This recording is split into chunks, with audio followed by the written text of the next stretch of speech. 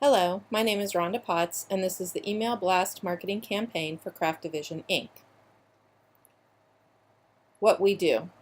Craft Division is a one-stop shop that creates high-quality videos for paper crafting companies to use as content on their websites, social media sites, or for other promotions. Craft Division would like to launch a mass email blast, which some people may actually perceive as spam. Using an email list from a trusted source, Craft Division will be sending the email blast to approximately 2,000 email recipients.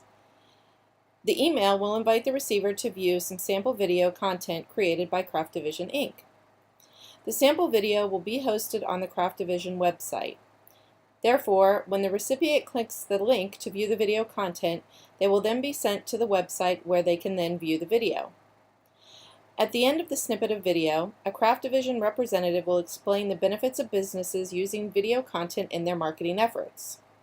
There will then be a call to action where the viewer can sign up to receive more detailed information about the cost and packages that Craft Division provides for video content production. The mass email blast serves the purpose of introducing Craft Division to targeted customers and inviting them to learn more about the benefits of video content as well as more about Craft Division itself. Let's take a look at what spam is and how our email blast could be perceived as spam. The definition of spam is any form of email communication that the receiver deems as any one or even all of the following: inappropriate, unwanted, or unsolicited. Now that we know what spam is, let's take a look at how it is regulated. The CAN-SPAM Act, or Controlling the Assault of Non-Solicited Pornography in Marketing, which is what the acronym represents, consists of rules or guidelines for commercial email communication. Header information cannot be untrue or deceptive.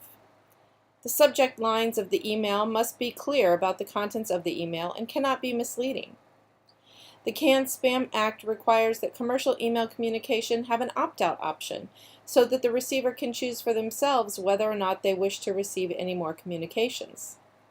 If the receiver does choose to opt out, the sender cannot contact the receiver again at that email directly or through a third party. The email must also clearly indicate that it is an advertisement, contain the physical address of the sender, and the opt-out option must be clearly available. Let's take a look at how spam is related to the First Amendment or the freedom of speech. Spam email is not, in and of itself, illegal. It is allowed as long as it adheres to the CAN-SPAM Act guidelines. Violating CAN-SPAM guidelines can result in large fines. Similarly to print and recorded advertisements, spam email is allowed within guidelines. If spam email does not follow the CAN-SPAM Act guidelines, it is not considered protected by the First Amendment. If the guidelines are followed, spam email should be protected by the First Amendment. Now that we have looked at what spam is and how it is regulated, let's take a look at what happens when the guidelines are not followed.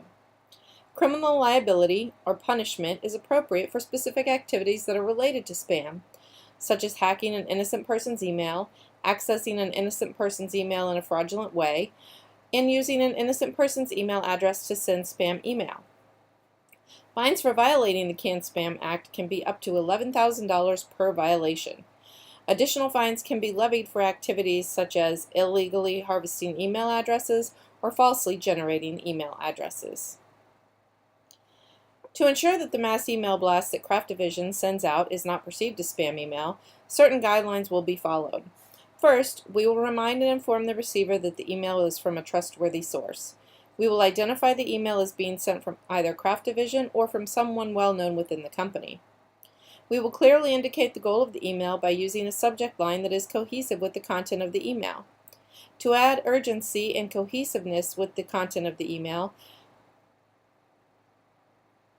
we will utilize current news and current trends. Finally, we will frequently refine the email list so that we are sending emails to accurate and reliable receivers. In conclusion, spam can be a useful tool if used in a responsible manner when sending mass email communications. By adhering to the CAN-SPAM Act guidelines, spam email can help to build trust with email recipients. Avoid criminal liability and punishment by following guidelines and establishing standard operating procedures for email blast communications. Thank you very much.